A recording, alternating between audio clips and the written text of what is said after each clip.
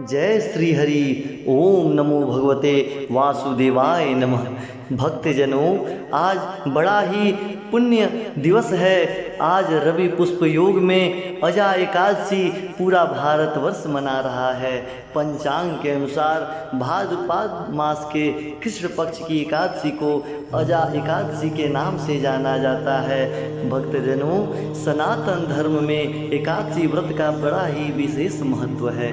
धार्मिक मान्यताओं के अनुसार एकादशी व्रत रखने से व्यक्ति को शारीरिक, मानसिक एवं आर्थिक लाभ की प्राप्ति होती है। इस विशेष दिन भगवान विष्णु की उपासना करने से साधक को सभी पापों से मुक्ति प्राप्त हो जाती है। इस भाद्रपद माह की कृष्ण पक्ष की एकादशी को अजा एकादशी के नाम से जाना जाता है। मित्रों, बड़ा ही सुंदर योग बना हुआ है। पद्म पुराण के अनुसार अजा एकादशी सब पापों को नाश करने वाली है। जो भगवान ऋषिकेश की पूजा करके इस व्रत को करता है वह इसमें सुख भोग कर अंत में विष्णु लोक चला जाता है। मित्रों, बहुत सारे भक्तजन इस एकादशी को अगर करने से भूल गए हैं, चूक गए हैं, तो आप चिंता ना करें। संध्या के समय संध्या इत्यादि कर्म से निर्वृत्त होकर मन को शुद्ध करते हुए स्नान करके पवित्र वस्त्र पहनकर श्री विष्णु जी और माता लक्ष्मी सहित सभी देवताओं का आह्वान करके, सभी देवताओं का निवेदन करके, पूजन करके श्री विष्णु भगवान के एक विशेष लाभदायक, विशेष लाभकारी महामंत्र का जाप 108 बार करें। इस महामंत्र को मैं बताने जा रहा हूँ, किंतु मित्रों, आप लोग यह समझ जाएं कि इस अजा एकादशी के दिन श्री विष्णु जी के पूजन करने मात्र से, इस महामंत्र के जाप के मात्र नाम से व्रत का सारा विधान मिल जाता है। व्रत का फल अश्वमेघ यज्ञ, तीर्थों में दान स्नान, हजारों वर्ष की तपस्या, कन्यादान आदि से मिलने वालों फलों से भी अधिक होता है। तो आइए मित्रों, इस महामंत्र का जाप करते हैं। अपने मन को शुद्ध करके श्री भगवान विष्णु, श्री हरि के चरणों में अपने ध्यान को ले जाते हैं। मन को पवित्र करते हुए सिर्फ श्री विष्णु और माता लक्ष्मी पर ध्यान केंद्रित करके इस महामंत्र को उच्चारण करते हैं। तो आइए मित्रों, जय श्री हरि के नाम का उच्चारण करते हुए इस महामंत्र की शुरुआत करते हैं। बोलिए जय श्री हरि, श्री विष्णु भगवान की जय। भक्तजनों, इस महामंत्र की शुरुआत से पहले आप सभी से निवेदन है कि मन को पवित्र करके, मन को शुद्ध करके इस महामंत्र को सुने। यदि आप इस महामंत्र को 108 बार उच्चारण नहीं कर पाते हैं तो भी इस महामंत्र को कम से कम संध्या के समय 108 बार जरूर सुने। इस महामंत्र के सुनने के प्रभाव से ही आपको अवश्य ही फल की प्राप्ति होगी। तो आइए मित्रों, इस महामंत्र की शुरुआत करते हैं। दंताभय चक्रधरो दधानं कराग्रस्वर्णघटं त्रिनेत्रं धृत्वा भजया लिंगितं वादिपुत्र्या लक्ष्मी गणेशं कनकाभमिण्डे। दंताभय चक्रधरो दधानं कराग्रस्वर्णघटं त्रिनेत्रं धृत्वा भजया लिंगितं वादिपुत्र्या लक्ष्मी गणेशं कनकाभमिण्डे। दंताभय चक्रधरो दधानं कराग्रस्वर्णघटं त्रिनेत्रं धृत्वा भजया लिंगितं वादिपुत्र्या लक्ष्मी गणेशं कनकाभमिण्डे। दंताभय चक्रधरो दधानं कराग्रस्वर्णघटं त्रिनेत्रं धृत्वा भजया लिंगितं वादिपुत्र्या लक्ष्मी गणेशं कनकाभमिण्डे। दंताभय चक्रधरो दधानं कराग्रस्वर्घट्टं त्रिनेत्रं धृताभजया लिङ्गितं बधिपुत्र्या लक्ष्मी गणेशं कनकाभमिण्डे दन्ताभ्यचक्रधरोदधानं कराग्रस्वर्घघटं त्रिनेत्रं धृताभजया लिङ्गितं व्याधिपुत्र्या लक्ष्मी गणेशं कनकाभमिण्डे दन्ताभये चक्रधरोदधानं कराग्रस्वर्घटं त्रिनेत्रं धृताभजया लिङ्गितं व्याधिपुत्र्या लक्ष्मी गणेशं कनकाभमिण्डे दन्ताभये चक्रधरोदधानं कराग्रस्वर्घटं त्रिनेत्रं धृताभजया लिङ्गित्वाधिपुत्रा लक्ष्मी गणेशं कनकाभमिण्डे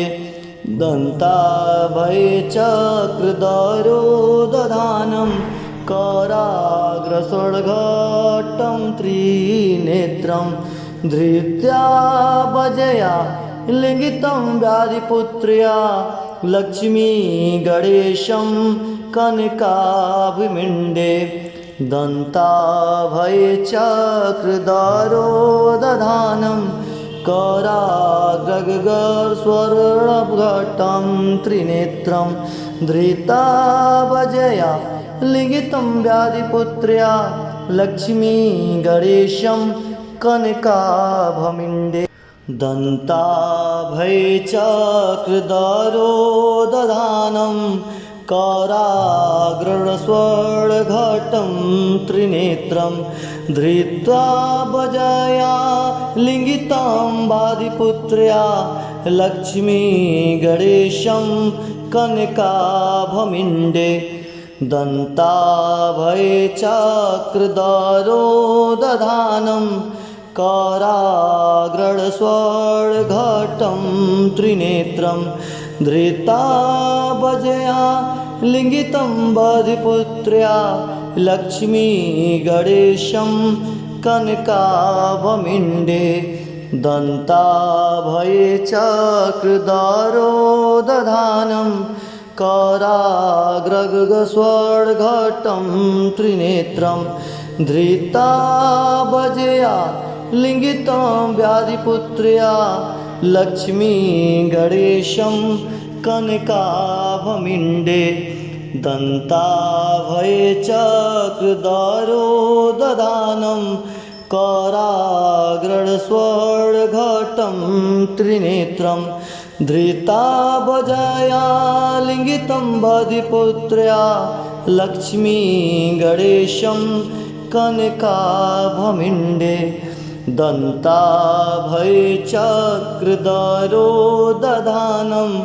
कराग्रस्वर्घटं त्रिनेत्रं धृताभजया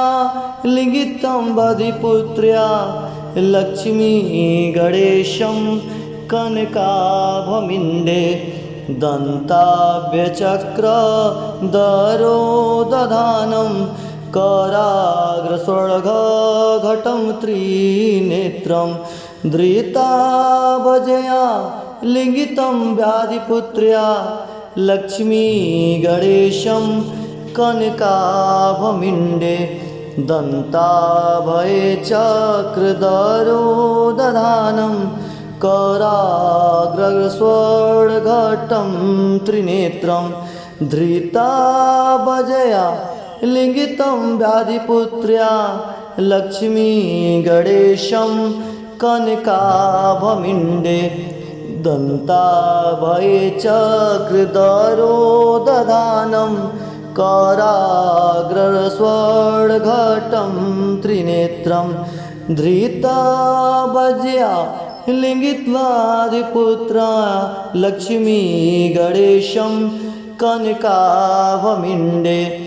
दन्ताभयचक्रधरो दधानं कराग्रस्वर्घटं त्रिनेत्रं धृत्या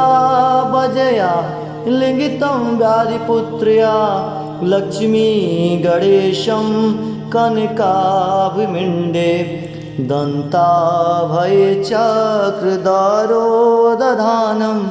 कराग्रस्वर्णघटं त्रिनेत्रं धृता भजया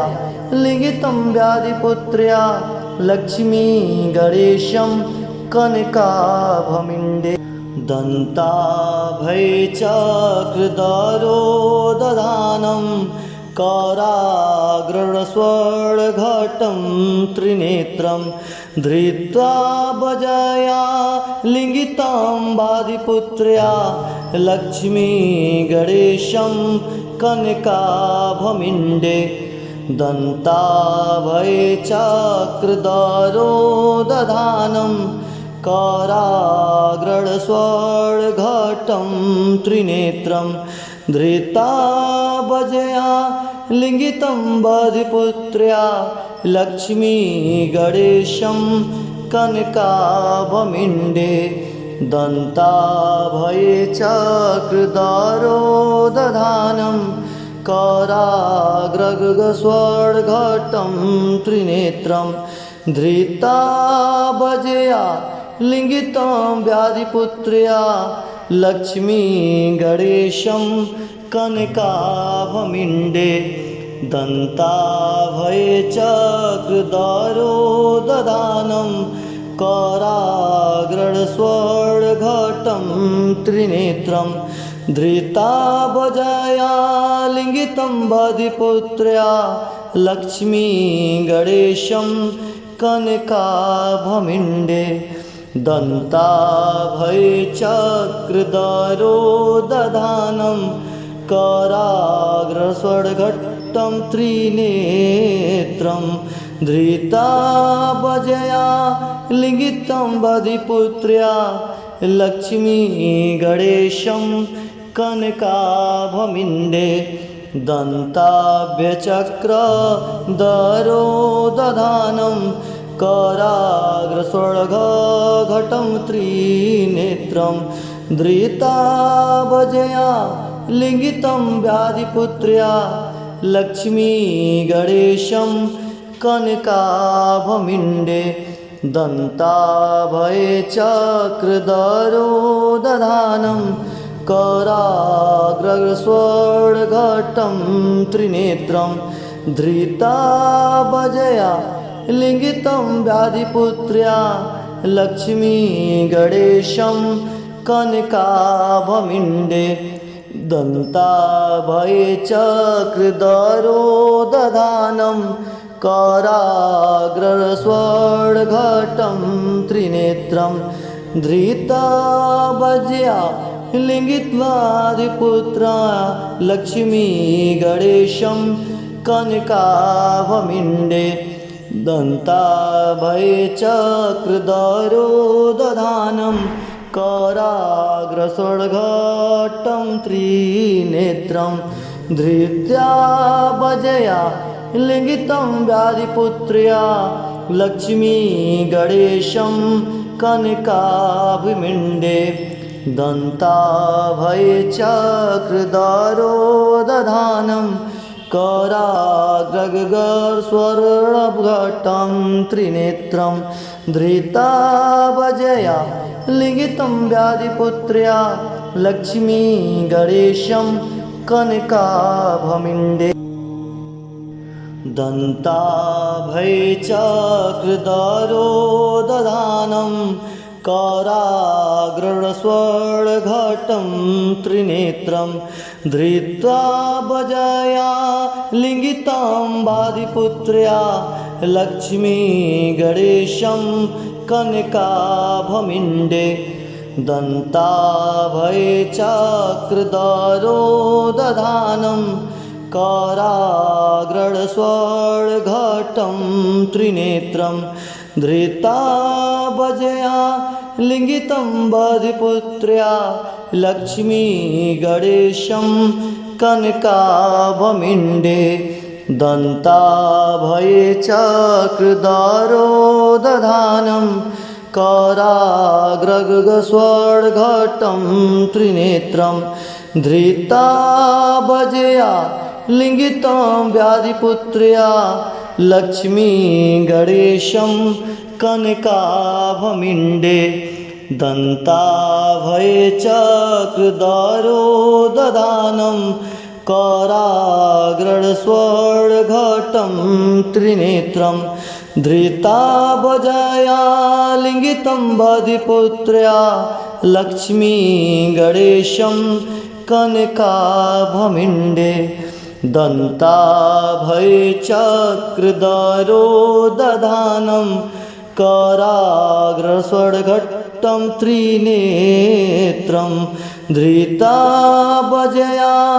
लिङ्गितं बधिपुत्र्या लक्ष्मी गणेशं कनकाभमिण्डे दन्ताभ्यचक्रधरो दधानं कराग्रस्वर्घटं त्रिनेत्रं धृताभजया लिङ्गितं व्याधिपुत्र्या लक्ष्मी गणेशं कनकाभमिण्डे दन्ताभये चक्रधरो दधानं कराग्रस्वर्घटं त्रिनेत्रं धृताभजया लिङ्गितं व्याधिपुत्र्या लक्ष्मी गणेशं कनकाभमिण्डे दन्ताभये चक्रधरो दधानं कराग्रस्वर्घटं त्रिनेत्रं धृताभजया लिङ्गित्वाधिपुत्रा लक्ष्मी गणेशं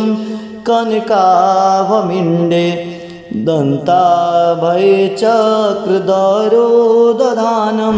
कराग्रस्वर्घटं त्रिनेत्रं धृत्याभजया लिङ्गितं व्याधिपुत्र्या लक्ष्मी गणेशं कनकाभमिण्डे दन्ताभये चक्रधरो दधानं कराग्रस्वर्घटं त्रिनेत्रं धृताभजया लिङ्गितं व्याधिपुत्र्या लक्ष्मी गणेशं कनकाभमिण्डे चक्रधरो दधानं कराग्रस्वर्घटं त्रिनेत्रं धृत्वाभजया लिङ्गितं व्याधिपुत्र्या लक्ष्मी गणेशं कनकाभमिण्डे दन्ताभये चक्रधरो दधानं कराग्रस्वर्घटं त्रिनेत्रं धृताभजया लिङ्गितं बधिपुत्र्या लक्ष्मी गणेशं कनकाभमिण्डे दन्ताभये चक्रधरो दधानं कराग्रस्वर्घटं त्रिनेत्रं धृताभजया लिङ्गितं व्याधिपुत्र्या लक्ष्मी गणेशं कनकाभमिण्डे दन्ताभये चक्रधरो दधानं कराग्रस्वर्घटं त्रिनेत्रं धृताभजया लिङ्गितं बधिपुत्र्या लक्ष्मी गणेशं कनकाभमिण्डे दन्ताभये चक्रधरो दधानं कराग्रस्वर्घटं त्रिनेत्रं धृताभजया लिङ्गितं बधिपुत्र्या लक्ष्मी गणेशं कनकाभमिण्डे दन्ताभ्यचक्रधरो दधानं कराग्रस्वर्घटं त्रिनेत्रं धृता भजया लिङ्गितं व्याधिपुत्र्या लक्ष्मी गणेशं कनकाभमिण्डे दन्ताभये चक्रधरो दधानं कराग्रस्वर्णघटं त्रिनेत्रं धृता भजया लिङ्गितं व्याधिपुत्र्या लक्ष्मी गणेशं कनकाभमिण्डे दन्ताभये चक्रधरो दधानं कराग्रस्वर्णघटं त्रिनेत्रं धृता भजया लिङ्गित्वाधिपुत्रा लक्ष्मी गणेशं कनकाभमिण्डे दन्ताभये चक्रधरो दधानं कराग्रस्वर्णघटं त्रिनेत्रं धृत्या भजया लिङ्गितं व्याधिपुत्र्या लक्ष्मी गणेशं कनकाभमिण्डे दन्ताभये चक्रधरो दधानं कराग्रस्वर्णघटं त्रिनेत्रं धृता भजया लिङ्गितं व्याधिपुत्र्या लक्ष्मी गणेशं कनकाभमिण्डे दन्ताभये चक्रधरो दधानं कराग्रस्वर्णघटं त्रिनेत्रं धृत्वा भजया लिङ्गितं व्याधिपुत्र्या लक्ष्मी गणेशं कनकाभमिण्डे दन्ताभये चक्रधरो दधानं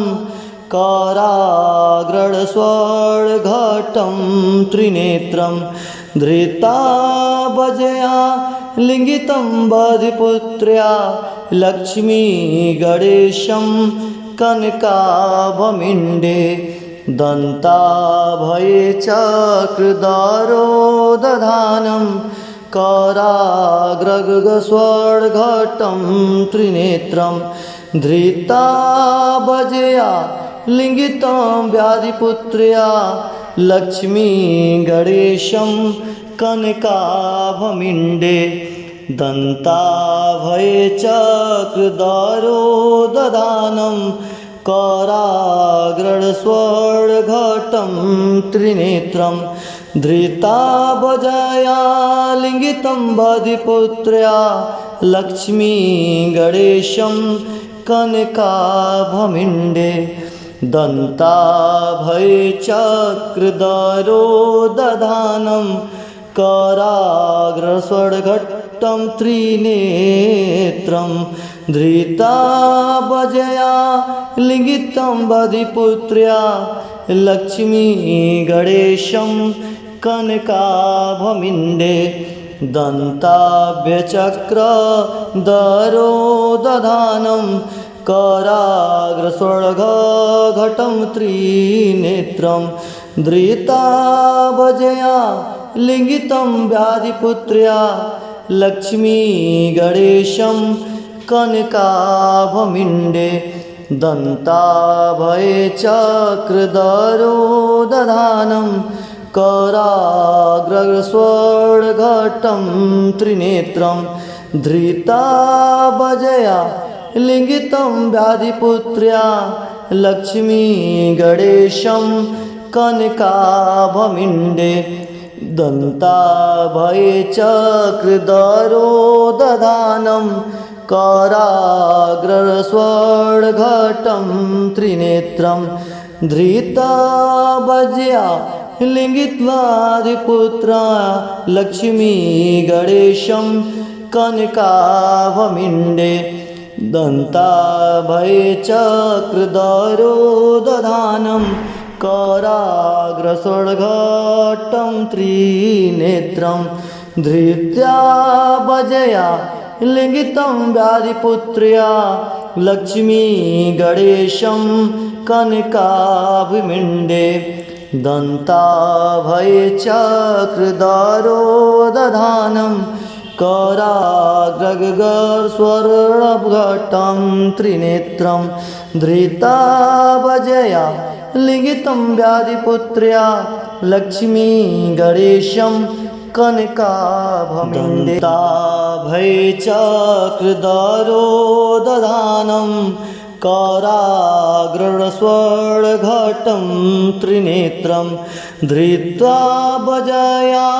लिङ्गितं वादिपुत्र्या लक्ष्मी गणेशं कनकाभमिण्डे दन्ताभय चक्रधरो दधानं कराग्रस्वर्णघटं त्रिनेत्रं धृता भजया लिङ्गितं वादिपुत्र्या लक्ष्मी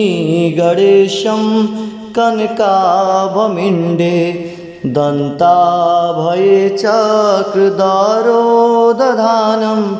कराग्रगस्वर्णघटं त्रिनेत्रं धृता भजया लिङ्गितं व्याधिपुत्र्या लक्ष्मी गणेशं कनकाभमिण्डे दन्ताभय चक्रधरो दधानं कराग्रस्वर्णघटं त्रिनेत्रं धृता भजया लिङ्गितं वादिपुत्र्या लक्ष्मी गणेशं कनकाभमिण्डे दन्ताभय चक्रधरो दधानं कराग्रस्वर्णघटं त्रिनेत्रं धृता भजया लिङ्गितं वादिपुत्र्या लक्ष्मी गणेशं कनकाभमिण्डे दन्ताभय चक्रधरो दधानं कराग्रस्वर्णघटं त्रिनेत्रं धृता भजया लिङ्गितं व्याधिपुत्र्या लक्ष्मी गणेशं कनकाभमिण्डे दन्ताभय चक्रधरो दधानं कराग्रस्वर्णघटं त्रिनेत्रं धृता भजया लिङ्गितं व्याधिपुत्र्या लक्ष्मी गणेशं कनकाभमिण्डे दन्ताभय चक्रधरो दधानं कराग्रस्वर्णघटं त्रिनेत्रं धृता भजया लिङ्गित्वादिपुत्रा लक्ष्मी गणेशं कनकाभमिण्डे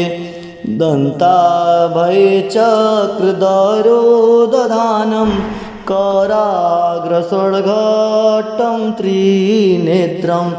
धृत्वा भजया लिङ्गितं व्याधिपुत्र्या लक्ष्मी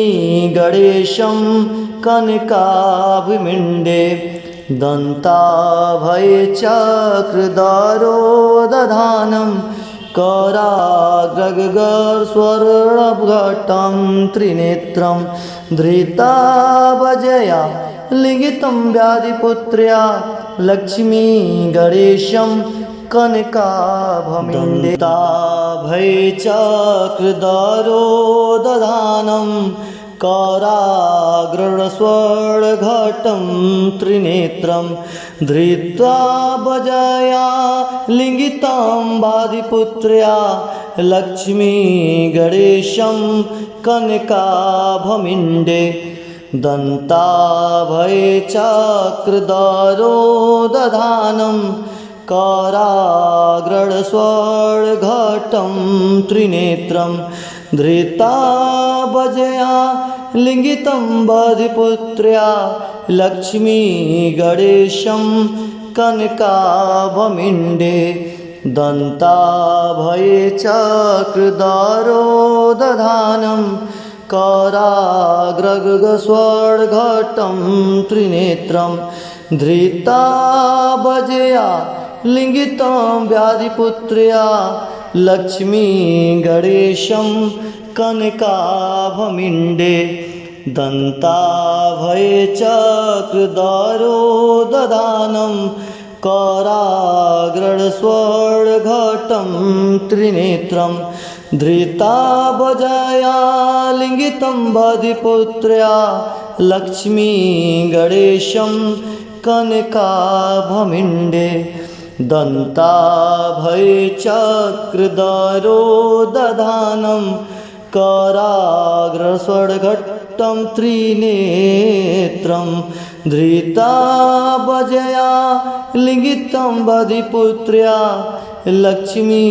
गणेशं कनकाभमिण्डे दन्ताभयचक्रधरो दधानं कराग्रस्वर्णघटं त्रिनेत्रं धृताभजया लिङ्गितं व्याधिपुत्र्या लक्ष्मी गणेशं कनकाभमिण्डे दन्ताभयचक्रधरो दधानं कराग्रस्वर्णघटं त्रिनेत्रं धृताभजया लिङ्गितं व्याधिपुत्र्या लक्ष्मी गणेशं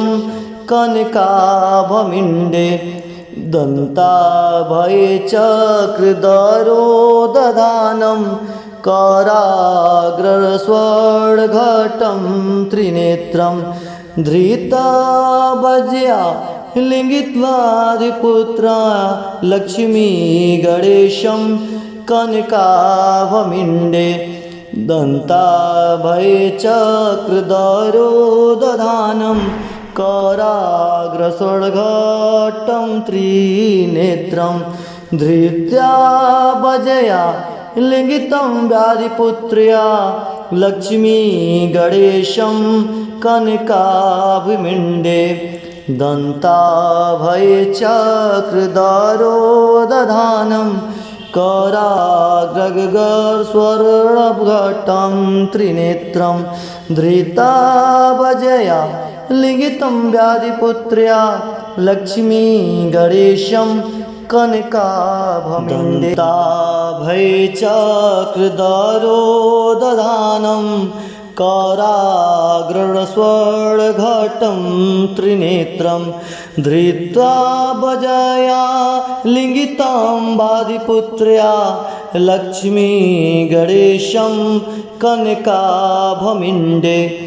दन्ताभयचक्रधरो दधानं कराग्रस्वर्णघटं त्रिनेत्रं धृताभजया लिङ्गितं बधिपुत्र्या लक्ष्मी गणेशं कनकाभमिण्डे दन्ताभयचक्रधरो दधानं कराग्रस्वर्णघटं त्रिनेत्रं धृताभजया लिङ्गितं व्याधिपुत्र्या लक्ष्मी गणेशं कनकाभमिण्डे दन्ताभयचक्रधरो दधानं कराग्रस्वर्णघटं त्रिनेत्रं धृताभजया लिङ्गितं बधिपुत्र्या लक्ष्मी गणेशं कनकाभमिण्डे दन्ताभयचक्रधरो दधानं कराग्रस्वर्णघटं त्रिनेत्रं धृताभजया लिङ्गितं बधिपुत्र्या लक्ष्मी गणेशं कनकाभमिण्डे दन्ताभयचक्रधरो दधानं कराग्रस्वर्णघटं त्रिनेत्रं धृताभजया लिङ्गितं व्याधिपुत्र्या लक्ष्मी गणेशं कनकाभमिण्डे दन्ताभयचक्रधरो दधानं कराग्रस्वर्णघटं त्रिनेत्रं धृताभजया लिङ्गितं व्याधिपुत्र्या लक्ष्मी गणेशं कनकाभमिण्डे दन्ताभये चक्रधरो दधानं कराग्रस्वर्णघटं त्रिनेत्रं धृतभजया लिङ्गित्वादिपुत्रा लक्ष्मी गणेशं कनकाभमिण्डे दन्ताभये चक्रधरो दधानं कराग्रस्वर्णघटं त्रिनेत्रं धृत्या भजया लिङ्गितं व्याधिपुत्र्या लक्ष्मी गणेशं कनकाभमिण्डे दन्ताभये चक्रधरो दधानं कराग्रस्वर्णघटं त्रिनेत्रं धृता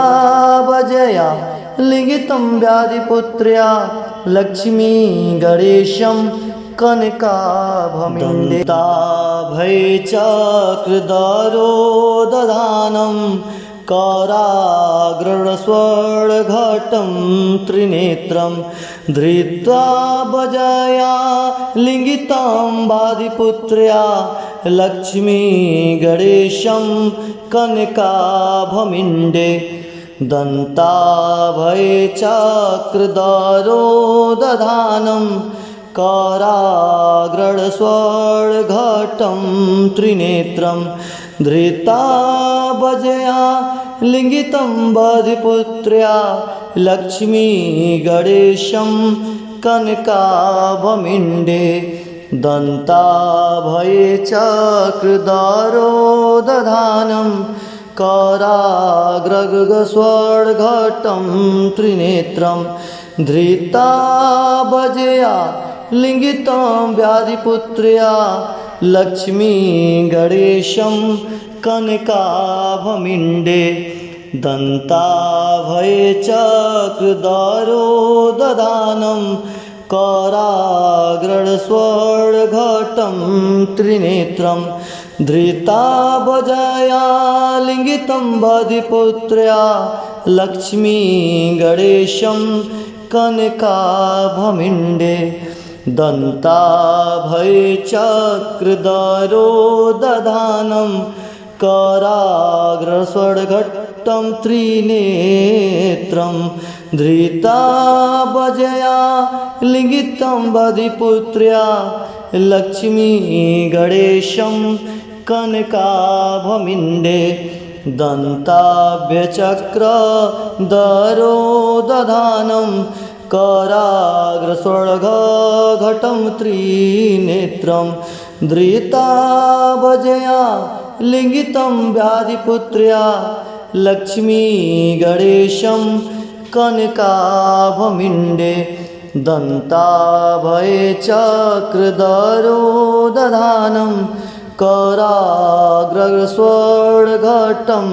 त्रिनेत्रं धृता भजया लिङ्गितं व्याधिपुत्र्या लक्ष्मी गणेशं कनकाभमिण्डे दन्ताभये चक्रधरो दधानं कराग्रस्वर्णघटं त्रिनेत्रं धृता भजया लिङ्गित्वादिपुत्रा लक्ष्मी गणेशं कनकाभमिण्डे दन्ताभये चक्रधरो दधानं कराग्रस्वर्णघटं त्रिनेत्रं धृत्या भजया लिङ्गितं व्याधिपुत्र्या लक्ष्मी गणेशं कनकाभमिण्डे दन्ताभये चक्रधरो दधानं कराग्रस्वर्णघटं त्रिनेत्रं धृता भजया लिङ्गितं व्याधिपुत्र्या लक्ष्मी गणेशं